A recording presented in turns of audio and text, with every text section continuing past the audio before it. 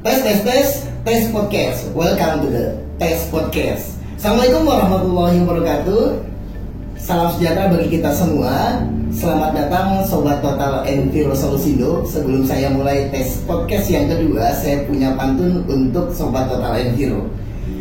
Di masa Covid, kita harus taat prokes, entah tua atau muda. Selamat datang di Tes Podcast Jilid 2. Sudah rasanya akhirnya kita bisa berkumpul lagi di Tes Podcast Jilid kedua dengan sesi yang saya jamin Bapak Ibu sekalian ini tidak akan skip videonya sampai akhir. Karena sesi yang kedua seperti yang saya janjikan di sesi pertama akan lebih seru, ya, dimana kita akan bahas mengenai peralatan alat-alat lingkungan ambient berdasarkan PP 22 tahun 2021 lampiran 7. Jadi saya yakin Bapak Ibu tidak akan skip sampai akhir. Kenapa? Alasan kedua Bapak Ibu tidak akan skip karena kita sudah kedatangan tamu yang sangat luar biasa. Bersama saya sudah hadir satu narasumber yang sudah sangat terkenal. Saya yakin semua laboratorium lingkungan di Indonesia pasti kenal beliau. Selamat datang kepada Pak Insinyur Anwar Hadi MMM. Apa kabar Bapak? Baik, alhamdulillah. Senang rasanya Bapak bisa kesini. Terima kasih Bapak atas kedatangannya ke tempat kami, ke Tes Podcast yang kedua ini. Gimana Pak perjalanan kemarin, lancar Pak? Aduh, alhamdulillah lancar. Lancar. Oke Bapak, Pak Anwar Hadi, sekali lagi luar biasa. Saya berterima kasih atas kedatangan Pak Hadi dan saya yakin rekan-rekan Total Enviro juga pasti sudah sangat menunggu ya, sudah sangat menunggu untuk tes podcast bagian kedua ini. Karena memang Pak Anwar Hadi banyak pertanyaan-pertanyaan di lapangan yang akhirnya muncul karena aturan-aturan yang ada di Indonesia. Oke, hari ini Pak Anwar Hadi izin kita akan berdiskusi mengenai peralatan-peralatan yang dipakai untuk mengambil contoh uji udara ambient di PP 22 tahun 2021 lampiran 7 Pak. Oke. Seperti yang kita tahu bersama Pak, peraturan ini mengganti PP 41 tahun 1999. Perbedaannya apa sih Pak, kalau boleh tahu? Iya, jadi kalau kita lihat perbedaannya PP 22 dan PP 41. Pertama, parameternya lebih sedikit daripada PP 41 tahun 99. Yang kedua, di dalam PP 22 2021 ini metode pengujiannya atau sistem pengukurannya sudah jelas, aktif kontinu atau aktif manual. Sementara di PP 4199 ini tidak semua, justru yang 24 jam, yang 1 tahun tidak ada metodenya. Orang akan bertanya-tanya, ini metodenya apa? Metodenya apa? Nah, saat tahun 99 belum ada air quality monitoring system. Nah, ini jadi kendala. Seperti itu, Mas. Oke, berarti sebenarnya ini melengkapi peraturan sebelumnya ya, Pak ya? Iya. Oke, mantap. Jadi kita tahu nih Sobat Total Enviro ya, kenapa akhirnya berubah PP 41 menjadi PP 22 tahun 2021. Namun kalau kita telah lebih lanjut Pak Anwar Hadi, di dalam PP 22 tahun 2021 sekarang ada 2 sistem pengukuran seperti yang Pak Anwar Hadi sebutkan. Di PP 41 itu distatementkan untuk yang 1 jam misalnya sudah ada yang lebih menjurus. Sekarang dijadi 2 sistem. Itu ada alasan khusus kah Pak? Iya, jadi ketika kita mengukur 1 jam, ini bisa dilakukan 2 hal, aktif kontinu dan aktif manual. Aktif kontinu itu dengan apa? Air quality monitoring system. Sementara aktif manual ini tetap kita bisa lakukan e-binger. Nah, permasalahannya adalah ketika kita menggunakan e-binger, orang mengukur tergantung dari permintaannya. Mengukur ada yang pagi hari, siang hari, sore hari. Apakah itu mewakili 1 jam? Nah, ketika kita melakukan suatu pengukuran aktif manual, harusnya pengukurannya diwakili oleh pagi hari, yaitu jam 6 sampai jam 10, ini 1 jam diukur dengan impinjer. Yang kedua, diukur pada jam 10 sampai jam 2, ini mewakili siang. Ini juga diukur 1 jam, maka konsentrasinya jadi 2. Yang ketiga, ini sore hari jam 2 sampai jam 6. Ini dilakukan dengan impinjer juga. Jadi pengukuran yang ketiga dan pengukuran yang keempat jam 6 sampai jam 10. Ketika kita mengukur secara aktif manual, maka pengukuran yang keempat ini dilakukan geometric mean. Maka itu baru boleh dibandingkan dengan PP 22 tahun 2001. Beda dengan aktif continue. Kalau ini aktif continue, ini menggunakan air quality monitoring system. Sekarang jam 12 siang, kita setting jam 12 siang, maka jam 12 siang besok ini rata-ratanya berapa? Itu baru boleh kita lakukan perbandingan 1 jam.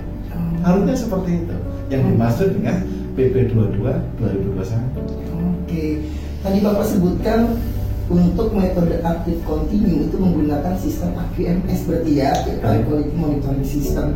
Kalau misalkan nanti ada alat-alat di luar AQMS, katakanlah portable Pak, kemudian dia bisa mengukur secara direct reading menggunakan sensor, apakah itu masih tetap dibolehkan menggunakan tipe seperti itu? Secara prinsip itu diperbolehkan. Sekarang sudah banyak sekali AQM, baik itu produk yang dibuat oleh anak bangsa kita atau dibuat oleh luar negeri.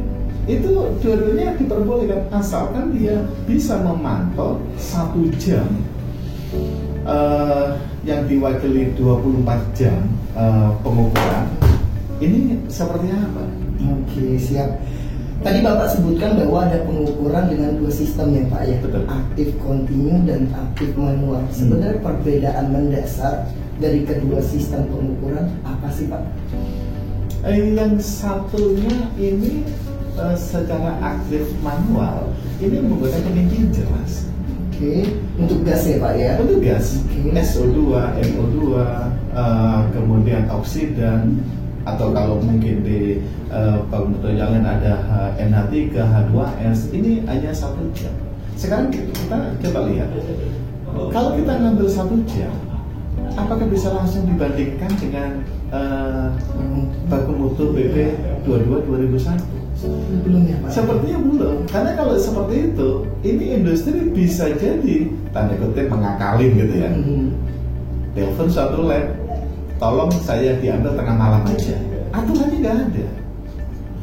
Tetapi kalau kita lihat bahwa pengujian 1 jam ini harus mewakili tadi sudah saya sampaikan pagi, siang, sore, malam, kemudian dilakukan geometrik, nah ini baru boleh dibandingkan untuk 1 jam. Oke, siap.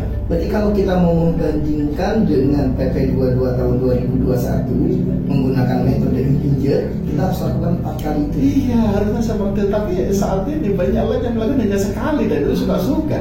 Apalagi ozon. Ozon ini harusnya dilakukan setengah jaman. Iya, kalau ini dilakukan setengah jam di dalam PP 22 2001 dikatakan jam 11 sampai jam 2. Sementara SN mengatakan jam 11 sampai jam 3 sore. Nah, ini agak berbeda antara PP dengan SN. Kalau kayak gitu kayak ikut yang mana ya Pak ya? Enaknya Pak? Atau bagusnya ikut yang mana ya? SNE ini merupakan voluntary. SNE itu akan jadi wajib ketika adanya suatu peraturan. Tapi di dalam PP ini adalah peraturan perundang-undangan. PP ini lebih tinggi. Kalau gitu seperti ini, PP mengatakan wah ini harus diukur jam 11 sampai jam 2. Ya udah ikutin aja PP. Jam 3 udah nggak boleh. Kalau kita bicara PP 22 2001. Berarti memang peraturan pemerintah lebih di atas daripada Oh iya, iya betul. Oke, siap. Terima kasih Pak Anwar Hadi atas pencerahannya. Kayak kalau ngomongin PP 22 tahun 2021 kan ada beberapa parameter, betul. Pak. Betul ya Pak ya? Di sana ada debu, gas dan sebagainya. Mungkin kita masuk yang pertama dulu nih Pak. pengukuran TSP, PM10 dan PM2,5. Nah, untuk sistem pengukuran aktif manual itu kita bisa menggunakan peralatan apa sih Pak? Kemudian ada spesifikasi yang khusus nggak sih terkait peralatan menggunakan aktif manual untuk debu ini? Kalau debu ini kan kita kategorikan 3 ya, TSP yaitu kurang dari 100 mikron, kemudian PM10 dan PM2,5. Ini semua bisa dilakukan dengan HVAS, High Volume Assembler. Hanya saja nanti filternya yang akan membedakan.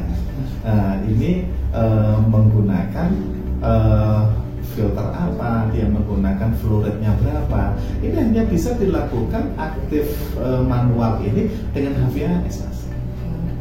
Seperti itu. Banyak Pak ramai pengukuran 1 jam untuk debu. Itu memang tidak diperbolehkan atau seperti apa sih sebenarnya? Di dalam peraturannya atau di dalam SNI-nya ini tertulis 24 jam. Kalau ditulis 24 jam, ada lab yang mengukur 1 jam karena permintaan, ada lab yang mengukur 3 jam, ada yang 8 jam. Ini semua tidak mengikuti aturan di lab lingkungan. Karena di dalam aturan lab lingkungan itu ada peraturan Permen LHK 23 tahun 2020. Semua harus mengikuti peraturan. Sekarang PP 2221 mengatakan 24 jam, ya harus diikuti. Dan ini ditegaskan juga oleh kebijakan KAN atau pedoman KAN 0110. Itu juga diikuti, harus 24 jam. Ketika pengambilan sampel ini tidak 24 jam, maka akreditasinya dibekukan bahkan dicabut. Dibekukan sampai dicabut ya. Iya. Teman-teman, dibekukan sampai dicabut, gitu ya. Berarti tidak boleh melakukan satu jam lagi Pak ya? Mas. Untuk 3 parameter tersebut. Iya. Kecuali kalau memang parameter debu ini untuk tenaga kerja. Kalau memang tenaga kerja katakan 8 jam, itu diperbolehkan. Tapi tidak boleh dibandingkan dengan baku mutu kemudian ekstrapolasi. Oke. Sama sekali tidak diperbolehkan. Di ekstrapolasi tidak boleh. Tidak. Itu saya sering dengar juga Pak. Saya boleh nggak 1 jam kemudian diekstrapolasi sampai 20. Nah sekarang kayak gini, kalau memang 1 jam diperbolehkan, ambil aja tengah malam, di mana debunya udah pada turun semua, ini kecil sekali, kemudian kalikan 24 jam, ini sama aja kecil sekali Mas. Padahal kita mengukurnya ini kan mulai dari pagi hari sampai pagi hari besoknya. Berarti resiko kecurangan itu pasti ada ya? Pasti. Tapi dengan KAN pedoman KAN 01 2010 dengan Permen LHK 23 2020 ini semuanya harus ditertibkan. Gitu. Ingat teman-teman, tidak boleh melakukan 1 jam lagi. Begitu ya Pak Anwardi ya. Oke, terima kasih Pak Anwardi atas jawabannya. Sekarang pertanyaan yang kedua masih tentang TSP PM10 dan PM2,5 Pak. Di PP 22 tahun 2021 juga tersedia sistem pengukuran secara aktif kontinu. Nah ini peralatan apa sih yang akhirnya kita bisa gunakan? Ya, kalau kita bicara aktif kontinu, kita juga bisa menggunakan AGM. AGM itu bisa mengukur TSP, PM2,5, PM10. Dia sistemnya detektor, tidak gravimetri. Kalau ini menggunakan aktif manual, itu dengan teknik gravimetri. Tapi kalau ini dengan aktif kontinu, maka ini dengan detektor. Kira-kira yang masuk ini debu 100 mikron, debu 2,5 mikron, debu 10 mikron, ini berapa? Nah ini yang membedakan antara aktif kontinu dan aktif manual. Pak, untuk aktif manual itu kan sudah ada SNI teknisnya ya Pak ya? Betul. Sudah ada SNI 2017, 2016 gitu. Kalau untuk aktif kontinu itu sebenarnya akan ada SNI teknis atau ya sudah dibiarkan saja nih? Sampai saat ini di dalam KLHK belum memikirkan tentang SNI, tentang aktif kontinu ini. Harusnya ada. Kalau kita bicara idealnya ada. Kita buat dengan teknik AGM. Nah, pengukurnya katakan di dalam PP 22 2001 itu 1 jam. Ini mewakili 1 hari, mewakili mulai pagi sampai pagi besok. Nah ini diambil 1 jam. Nah pertanyaannya, yang 24 jam itu seperti apa Pak? Yang 24 jam hampir semua di dalam PP 22 2001 ini gunakan aktif kontinu. Artinya ini mewakili mulai tanggal 1, tanggal 2, tanggal 3 sampai tanggal 30. Nah, ini rata-ratanya berapa? Nah, rata-rata inilah dibandingkan dengan 24 jam.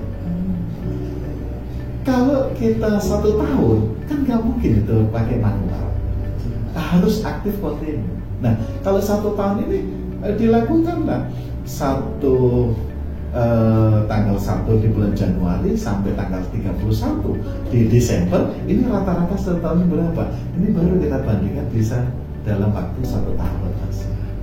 Luar biasa.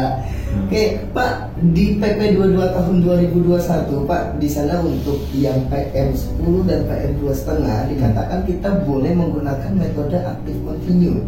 Tapi hanya untuk TSP dia dibatasi menggunakan metode aktif manual. Kira-kira ada alasan khusus nggak, Pak? Kenapa TSP hanya boleh manual? Iya, karena TSP ini bisa dilakukan dengan HVAS, High Volume Assembler. Dan ini harus dilakukan 24 jam. Sebenarnya AKM ini diperbolehkan menguji dengan TSP. Itu diperbolehkan, bisa. Tapi kalau memang aturannya ini menggunakan hanya aktif manual, maka hanya VHS yang bisa melakukannya. Oke. Kalau aktif manual berarti kita reverse lagi ke SNI ya, Pak? SNI tentang VHS. Ya. Berarti saya tidak bisa menggunakan peralatan katakanlah yang ini full gitu ya, karena tidak sesuai dengan spek SNI. Tidak sesuai dengan spek di PP 22 2001. Nggak ada sesuai. Dan SNI-nya belum ada yang aktif kontinu, Mas. Oke, siap. Luar biasa ya pertanyaan-pertanyaan yang sering Bapak Ibu tanyakan. Ini sudah terjawab oleh ahlinya. Jadi saya harap setelah Bapak Ibu mendengar podcast ini, jawaban-jawaban yang Bapak Ibu ada di pikirannya gitu ya, masing-masing sudah terjawab. Tapi kita belum selesai, masih banyak pertanyaan-pertanyaan yang akan saya lontarkan kepada Pak Anwar Hadi, dan harapannya bisa menjadi tambahan informasi bagi Bapak Ibu sekalian. Pak Anwar Hadi, kita sudah bicara mengenai debu. Bagaimana dengan gas, Pak? Dimana kalau kita perhatikan di PP 22 tahun 2021, pengambilan gas sekali lagi untuk SO2, NO2 dan ozon, terutama untuk yang 24 jam, itu hanya diizinkan menggunakan metode aktif kontinu. Kira-kira penjelasan lebih lanjut Pak mengenai hal itu, Pak? Sekali lagi ya, kalau memang gas-gas ini 24 jam dan 1 tahun, ini tidak bisa dilakukan dengan aktif manual. Karena gas-gas ini sebenarnya diukur mulai tanggal 1 sampai tanggal 31, di rata-rata jadi 24 jam. Kita mungkin ingat di dalam Permen LH 12 tahun 2010. Di situ dinyatakan ada teknik-teknik pengambilnya untuk manual. Tetapi ketika ini harusnya aktif kontinu, maka ini harus dengan AKM. Nggak bisa tidak. Kalau ini coba lihat di dalam PP 22 2021, hampir semua yang 24 jam dan 1 tahun ini hanya aktif kontinu. Yang 1 jam baru itu diperbolehkan dengan aktif manual dan aktif kontinu. Siapa? Nah ini beberapa kendala memang Pak yang dirasakan oleh teman-teman laboratorium, khususnya ya di bidang jasa pengambilan sampel, adalah untuk AKM sendiri harganya masih terbilang tinggi. Kira-kira kalau ada opsional peralatan yang dia menggunakan sensor tertentu portable, kemudian kita lakukan untuk pengukuran gas SO2, NO2 dan ozon gitu selama 24 jam, itu diperbolehkan nggak kalau bentuknya bukan AKM? Diperbolehkan. Karena di dalam sistem pengukuran PP 22 2001 tidak menyebutkan SNI nomor sekian, katakan USCPA nomor sekian, diperbolehkan. Kalau katakan dengan alat apa, asalkan alat tersebut mampu mengukur 24 jam, mampu mengukur 30 hari, mampu mengukur 1 tahun, itu diperbolehkan. Karena tidak ada statement di dalam PP ini yang menyatakan harus SNI nomor sekian, harus USAPA nomor sekian, itu nggak ada. Oke, siap. Berarti sebenarnya banyak opsional untuk penamatannya ya Pak ya? Betul. Oke, siap. Oke, Pak Anwar, kita beranjak ke satu pertanyaan yang menjadi pertanyaan umum dan pertanyaan yang sangat sering ditanyakan oleh laboratorium lingkungan khususnya, yaitu tentang non-metan hidrokarbon. Di mana di sini disebutkan bahwa sistem pengukuran yang diizinkan hanyalah aktif kontinu. Boleh dijelaskan lebih lanjut Pak mengenai hal ini? Seperti yang sudah saya sampaikan, aktif kontinu menggunakan AGM. AGM ini bukan berarti alat yang besar, kemudian dia monitoring 24 jam, monitoring 30 hari sampai 1 tahun. Tapi NMHC di sini hanya dibutuhkan 3 jam. 3 jam ini dibutuhkan pada jam 6 sampai jam 10. Dan disitulah letak non-metan hidrokarbon. Disitulah kita harus mengukurnya. Jadi harus menggunakan aktif kontinu. Sekarang kalau NMHC ini tidak dengan aktif kontinu, aktif manual apa yang bisa mengukur NMHC? Tidak bisa, karena ini diukur selama 3 jam. Gak bisa, ini harus benar-benar aktif kontinu, Mas. Siap, berarti memang harus menggunakan metode aktif kontinu ya Pak ya, untuk NMHC. Semoga bisa menjawab pertanyaan Bapak Ibu sekalian untuk non-metan hidrokarbon di PP 22. Memang terbaru ya Pak ya, antara PP 41 dan PP 2 ya, perbedaan utamanya di NMHC. Siap, terima kasih Pak Anwar Hadi penjawaban-jawabannya atas pertanyaan di PP 22. Ada beberapa pertanyaan lagi, namun ini lebih teknis Pak. Iya. Gitu ya. Dan ini sering pertanyaan-pertanyaan yang dilontarkan oleh teman-teman. Yang pertama adalah kalau kita melakukan pengambilan sampel debu Pak, kemudian pada saat melakukan running sampel itu selama 24 jam, katakan itu hujan, apakah sampling harus tetap dilakukan atau harus di-stop? Tergantung hujannya. Karena metode di dalam HVAS itu dinyatakan 24 jam plus minus 1 jam. Artinya kita boleh mengambil 23 jam sampai 25 jam. Nah, ketika kita ngambil di situ, misalnya tengah-tengah hujan, hujannya deras, tapi nggak sampai 1 jam. Nah, kalau nggak sampai 1 jam, masih diperbolehkan ini ditambah 25 jam. Ya, kalau seperti itu mungkin petugas sampling debu ini yaitu diterusin. Karena pengambilan sampel karena pengambilan sampel begitu katakan 20 jam terus hujan terus balik ke lab. Nah, ini kan butuh waktu perjalanan dan lain sebagainya. Tapi secara saintifik ketika hujan ini sudah turun, maka dia akan membersihkan udara. Partikel ini akan semuanya turun karena air hujan. Kalau ini tetap dilakukan, tidak mewakili kondisi yang sesungguhnya. Itu jadi alasan utama kenapa hujan itu tidak boleh. Iya. Karena ketika debu-debu ini kena air hujan, dia akan turun, udaranya bersih. Ketika udara bersih, kita ukur TSP-nya, PM2,5-nya, PM10-nya, ini sama aja bohong, gitu loh. Tidak mendapatkan data yang representatif. Tidak dapat mendapatkan data yang representatif karena pengambilan sampel lingkungan ini kan harus mewakili representatif dari kondisi lingkungan. Kalau kondisinya misal Pak, memang di Indonesia di musim hujan, katakanlah beberapa hari kemarin tuh ya, yang dari pagi hari sampai malam hari hujan terus. Apa yang bisa kita lakukan dengan kondisi demikian Pak? Kita tunda. Harusnya ada komitmen antara pihak lab dengan pihak perusahaan atau industri. Pak, kondisi TSP ini adalah kondisi tidak boleh hujan. Kalau hujan kami stop. Nah, nanti kompromi biayanya seperti apa?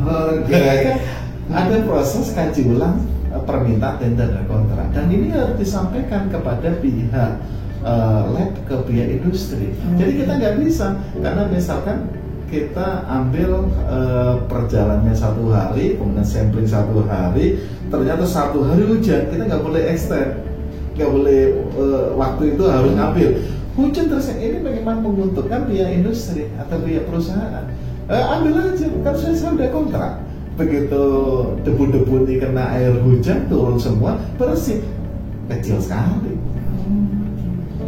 Menguntungkan pihak industri ya, Pak. Tapi kalau kita bicara representatif data dalam proses kajian permintaan dan tanda kontrak, ini ada suatu catatannya. Pak, ini kalau hujannya 1 jam masih diperbolehkan lah ya. Tapi kalau ini lebih dari 1 jam ini tidak mewakili, karena pengambilan sampel untuk AVHS ini 24 jam plus minus 1 jam. Siap, terima kasih banyak informasinya Pak. Namun kalau ada kondisi Pak, misalkan sampling sudah dilakukan 12 jam, kemudian hujan katakanlah 3 jam, apakah sampling itu harus dimulai dari 0 kembali atau yang lanjutkan saja sisanya? Iya, sebenarnya kalau pada kondisi itu secara saintifiknya ini diperbolehkan 12 jam kita matiin, kita berhenti. Terus tunggu hujan. Tunggu hujan katakan tadi 3 jam. Jam berikutnya ini sudah reda. Kita hidupkan lagi HVAS tersebut. Ketika kita hidupkan lagi, kita harus tinggal tunggu 0.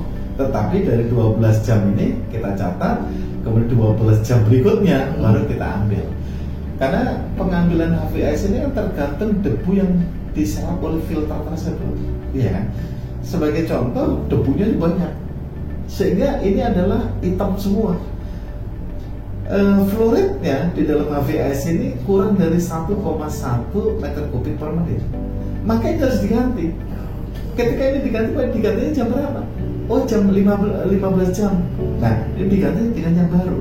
Nah, itu logik itu bisa digunakan ketika ini hujan. Oke, siap. Hanya saja ketika hujan sekali lagi ya, ini akan menurunkan semua partikel. Itu yang jadi bahan pertimbangan. Tapi sebagai petugas sampling, kita harus mencatat semua jam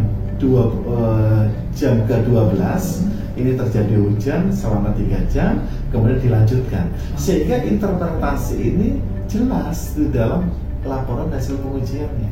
Luar biasa. Jadi di sini ada win-win solution ya Pak ya. Artinya memang harus dikomunikasikan di awal kepada pengajarnya.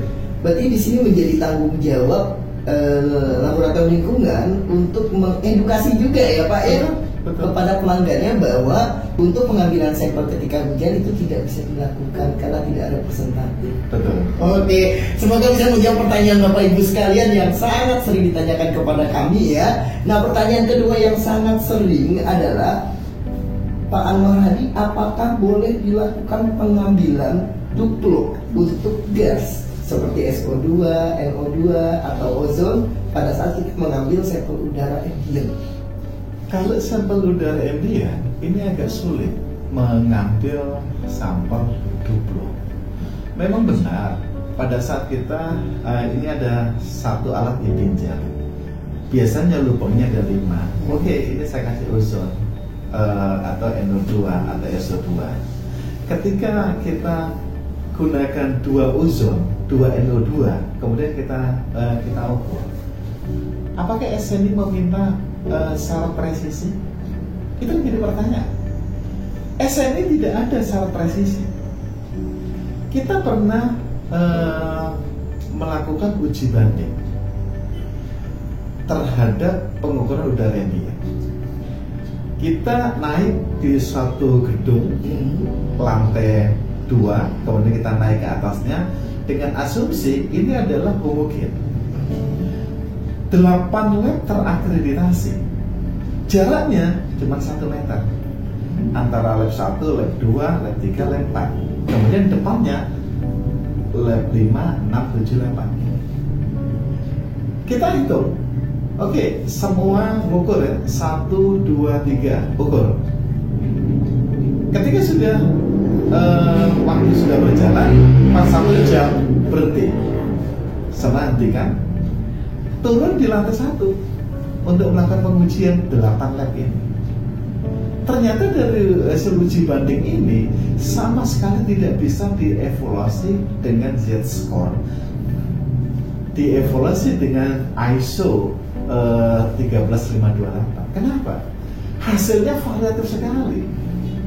Jadi misalkan lab 1 berandai-andai ya, misalkan ketemu 0,1, lab 2 0,2, lab 3 3, lab 8 5. Terus ditanya, yang benarnya yang mana? Variatif dari angka-angka di uji banding ini nggak bisa. Dan kita sudah datangkan asesor dari KAN untuk membuktikan bahwa udara itu tidak bisa dilakukan uji banding dengan cara itu. Pertanyaan berikutnya, kalau gitu uji banding dengan cara apa? Betul Pak, pertanyaan sangat sering. Itu adalah dengan certified gas. Kita punya certified gas. Certified gas ini harus traceability to international unit system. Nah, certified gas ini misalkan ya, ketemu 100 ppm plus minus 2%. Ini adalah nilainya. Kemudian ini dihubungkan dengan flue gas analyzer, apakah di emisi, apakah di ambient. Kemudian hasilnya dibaca, dilaporkan. Kita bisa kita evaluasi karena kita mendapatkan nilai benar dari certified gas. Tapi kalau uji banding yang dilakukan dengan Impinjer tadi, ini agak berbeda. Atmospheric factor ini berbeda-beda. Bisa jadi di sini banyak O3-nya, di sini nggak ada. Di sini banyak SO2-nya, di sini nggak ada. Kita tidak bisa melakukan uji banding ketika kita tidak melakukan uji homogenitas dan uji stabilitas. Dengan certified gas, ini kita bisa lakukan uji banding karena sudah dilakukan uji homogenitas dan stabilitas. Tapi terbatas di gas ya Pak ya? Kalau untuk debu berarti sampai saat ini agak sulit untuk melakukan uji banding seperti itu ya? Agak sulit Mas, kalau kita lakukan uji banding. Kalau kita lakukan uji banding dengan TSP PM2,5, PM10, biasanya membandingkan dengan alat yang sudah terkalibrasi. Alat yang terkalibrasi ini kita bandingkan. Tapi alat terkalibrasi ini harus dikalibrasi oleh pabrikan biasanya. Nah, yang ini belum. Nah, ini hanya perbandingan gitu aja. Perbandingan seperti itu. Luar biasa. Kalau kita ngomongin di luar Indonesia, Pak, sudah ada nggak sih metode yang kita bisa lakukan untuk uji seperti itu, misalnya uji akurasi untuk KPAS dan sebagainya? Sepengetahuan saya ada. Hanya saja pengujian yang dilakukan ini ada serbuk. Seingat saya serbuknya kecil sekali, itu dari emas itu. Ini semprotin di situ, kemudian ini ditangkap. Nah, nanti ada hitung-hitungannya. Itu untuk TSP PM2,5, PM10 itu bisa, dan itu bisa dibuktikan dengan vendor yang sudah bisa mengkalibrasi TSP 2,5 maupun 10. Luar biasa. Gimana teman-teman, terjawab ya pertanyaannya ya untuk uji banding dan sebagainya. Ini pertanyaan sangat sering Pak, memang pada akhirnya agak membingungkan teman-teman juga. Pak, sebelum kita berpisah ada satu pertanyaan terakhir Pak, mengenai belangko lapangan untuk uji udara ambient gas. Nah, ada dua versi Pak yang kami dapatkan. Nah, kami mau konfirmasi sebenarnya yang mana sih gitu ya. Yang pertama yang kami dapatkan adalah belangko itu dibuka ketika kita menuangkan reagen dan ditutup kembali. Versi kedua adalah belangkonya dibuka, kemudian pada saat sampling dia tetap terbuka, setelah sampling itu ditutup. Pertanyaan saya dua Pak, pertanyaan dua terakhir nih, saya janji ya Pak ya. Oke. Pertanyaan pertama, yang mana yang metode yang terkonfirmasi? Yang kedua, fungsi belangko lapangan itu apa sih Pak sebenarnya? Baik, saya jawab yang kedua dulu. Siap. Fungsi belangko adalah untuk melihat kontaminan. Itu adalah fungsi belangko. Tapi ketika belangko ini di lapangan untuk udara ambient, pertanyaan saya, kontaminannya dari mana? Kalau kontaminannya ini sama-sama dari udara, pertanyaan saya, apakah itu kontaminan? Jadi belangko lapangan, ada yang mengatakan, oke, kita buka belangkonya, kemudian kita masukkan, kita tutup belangkonya, kemudian saat ini nanti dituangkan ke dalam kufet, ini juga dibuka lagi. Jadi teknik sebagian besar seperti itu. Ketika kita melakukan belangko seperti itu, yang jadi pertanyaan adalah belangko ini adalah kontaminan dari metrik lain. Ini metrik lain. Dari metrik lain. Sekarang ini metriknya apa? Udara.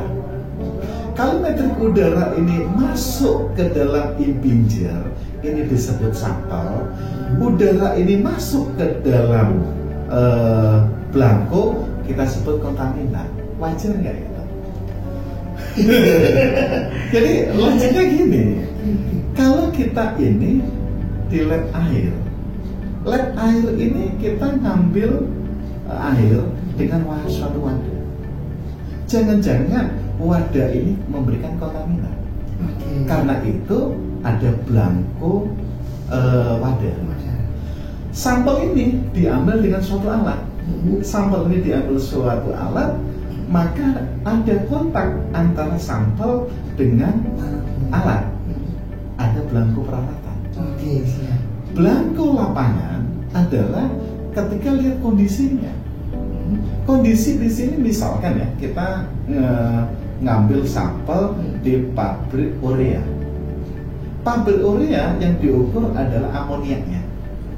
Ketika diukur amoniaknya, amoniak di dalam air sungai, ini amoniaknya berapa? Amoniak total yang terukur kita bisa konversi pH dengan suhu menjadi amoniak bebas. Jangan-jangan karena ini di pabrik urea, udara di situ banyak amoniak, amoniak di udara masuk ke dalam sampel. Nah, ini disebut kontaminan. Karena kita mengukur amoniak di dalam air, bukan amoniak di udara. Iya kan? Ini kontaminan, kan metriknya berbeda. Tapi ketika kita di udara, ini metriknya sama-sama udara. Kalau ini sama-sama udara, ini masuk ke sampel, ke impinjer, disebut sampel, masuk ke dalam belangko, disebut kontaminan. Ini nggak fair. Iya. Nah itu yang memang ada di lapangan seperti itu ya Pak ya. Berarti selama ini ada kurang tepat ya Pak. Iya, saya coba lacak, itu juga banyak pertanyaan ke saya. Saya coba tanya, konseptor di SNI udara ini siapa? Saya ajak diskusi para konseptornya. Mereka nggak bisa jawab. Loh, kemudian gimana? Pak, ini saya ambil belangko-belangko ini dari lab air, dari SNI air. SNI air, kemudian saya buat SNI udara. Tapi nggak applicable, nggak bisa diterapkan karena metriknya sama. Quality control yang ada di dalam udara ini apa? Orangnya kompeten, bahan kimianya harus pro analisis, semua alat ukurnya harus terkalibrasi. Tidak ada kita bicara persen recovery, tidak bicara persen RPD. Sekarang kalau orang melakukan persen RPD, persen recovery, blanko, enggak. Hanya saja memang agak kontroversial ya, ketika asesor menanyakan, ini dalam SN ada blanko 8, kamu lakukan nggak? Nah, asesor ini mohon maaf, tidak memahami filosofis di dalam pengujian udara. Pokoknya ada kok, udah lakukan. Tetapi dia tidak memberikan solusi bahwa metriknya sama, itu bukan kontaminan. Karena secara logik memang nggak bisa ya Pak ya. Oke, siap. Luar biasa, terima kasih pencerahannya Pak Anwar Hadi. Saya yakin teman-teman yang nonton kita nih Pak saat ini pasti akan tercerahkan ketika ngomongin belangko lapangan. Ya paling balik lagi nanti ketika diaudit ya Pak ya permasalahannya ya. Permasalahannya ketika diaudit kemudian ditanyakan mengenai belangko lapangan. Iya. Luar biasa.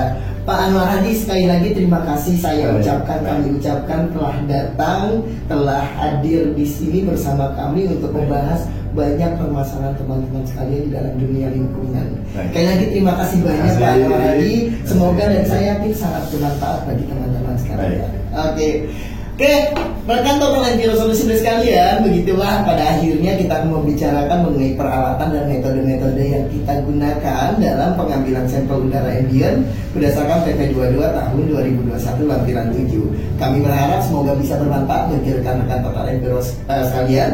Jangan lupa subscribe channel kami dan subscribe channelnya Pak Anwar Hadi juga. Di mana Pak? Channelnya Cakwar Official. Cakwar Official. Di situ akan lengkap mengenai apapun pembahasannya sampai ke validasi metode dan sebagainya.